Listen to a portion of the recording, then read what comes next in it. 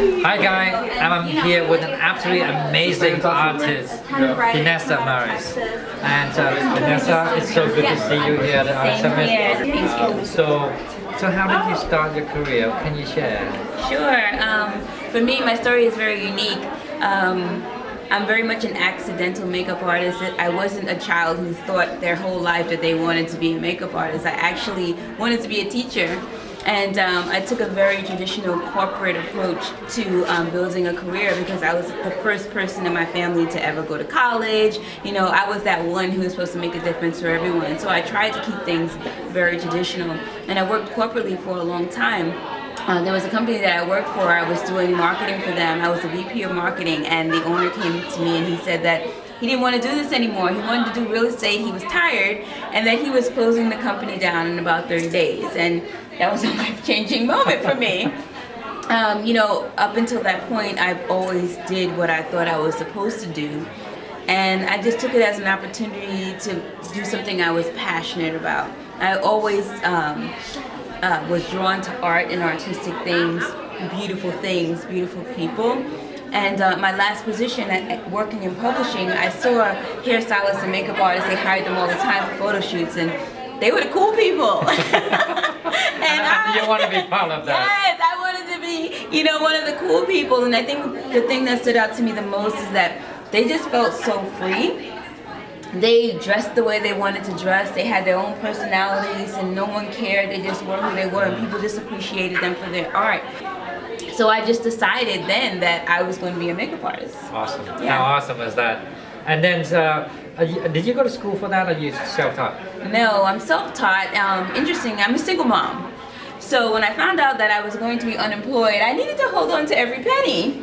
And very shortly after making the decision to be a makeup artist, I was on unemployment. So there was no, hey, let me sign up for school. Kids needed to eat. And the two people that spoke to me, to my heart, were Sam Fine and Kevin O'Quan. Oh, wow. It's because their work just made me feel something. And I said, if I'm going to do anything, I want to do it in a way where, you know, people can really respond to it. It's really amazing, the power of the mind, because I actually physically was not doing any makeup. I was just looking at images and just really taking in like how I wanted someone to look when I was done. And it was very funny. I'll never forget this. A friend of mine who I used to work with called me.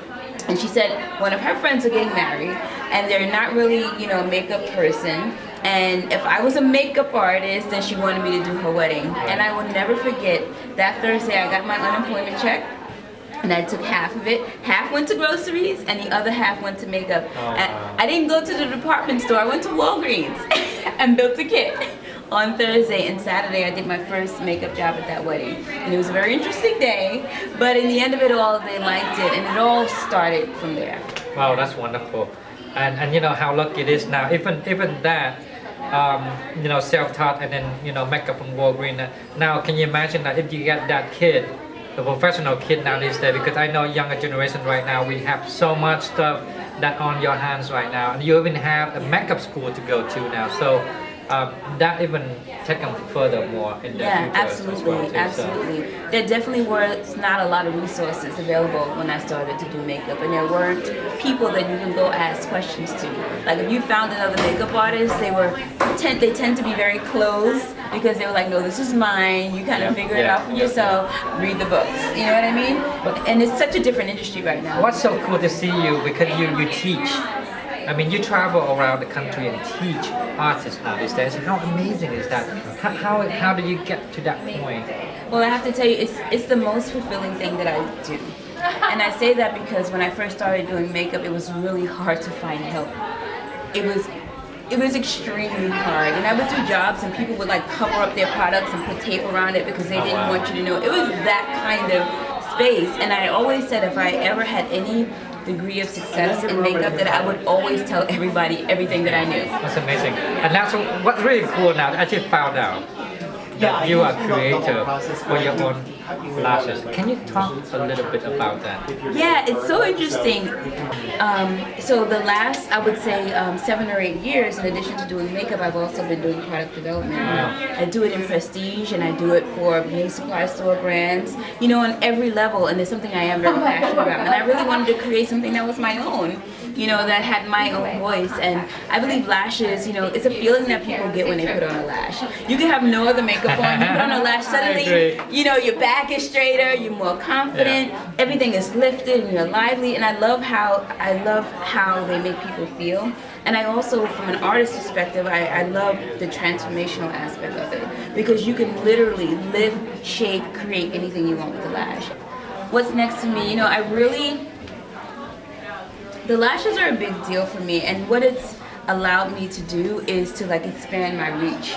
So beyond the lashes, you know, I have a brand called I Make You Beautiful, and in the beginning it focused mainly on education, and I have some key core products that I would sell, but I really want to expand that now. Now I want to step away from creating for other people, and I want to do some real creating for myself. It's your time now. Yeah. It's your time, and Yeah. I'm so proud of you. So if we do have a future professional actually listen to this and get inspired from you, they are just about to graduate, or they going to, you know, when they get out there to the real world, what would be an advice that you would give it to them?